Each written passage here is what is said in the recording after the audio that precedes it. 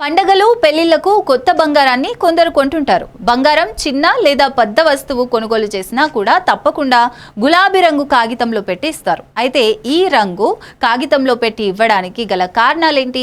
హిందూ సాంప్రదాయంలో గులాబీ రంగును సంపదకు దేవత అయిన లక్ష్మీదేవికి ఇష్టమైన రంగుగా భావిస్తారు. బంగారాన్ని లక్ష్మీదేవి స్వరూపంగా కొలుస్తారు. అందుకే పవిత్రమైన బంగారాన్ని లక్ష్మీదేవికి ప్రీతికరమైన గులాబీ రంగు కాగితంలో పెడతారు.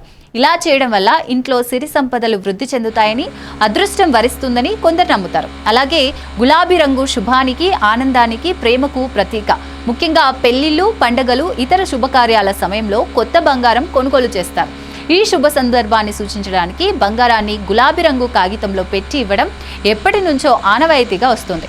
జ్యోతిష్యం ప్రకారం గులాబీ రంగు సానుకూల శక్తిని ఆకర్షించి ప్రతికూల శక్తులను దూరం చేస్తోంది. అయితే బంగారం చాలా విలువైనది. దీన్ని దుష్ట శక్తుల నుంచి రక్షించడం కోసం గులాబీ రంగు కాగితాన్ని ఉపయోగిస్తారు. అయితే బంగారాన్ని గులాబీ రంగు కాగితంలో పెట్టడానికి ఇంకో కారణం ఉంది.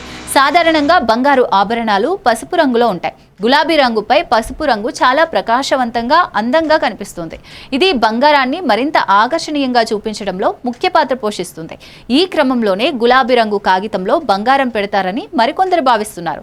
ఈ కాగితంలో బంగారం అందంగా కనిపిస్తే కొనుగోలుదారులు కూడా కొనడానికి ఇష్టపడతారు. అలాగే బంగారం చాలా మృదువుగా ఉంటుంది. బాగా విలువైనది కావడంతో గులాబీ రంగు కాగితంలో చుట్టడం వల్ల అది గీతలు పడకుండా ఉంటాయి. ఈ గులాబీ రంగు కాగితం రక్షణ కవచంలా పనిచేస్తుందని, ఉపయోగిస్తారని కూడా మరికొందరు అంటున్నారు.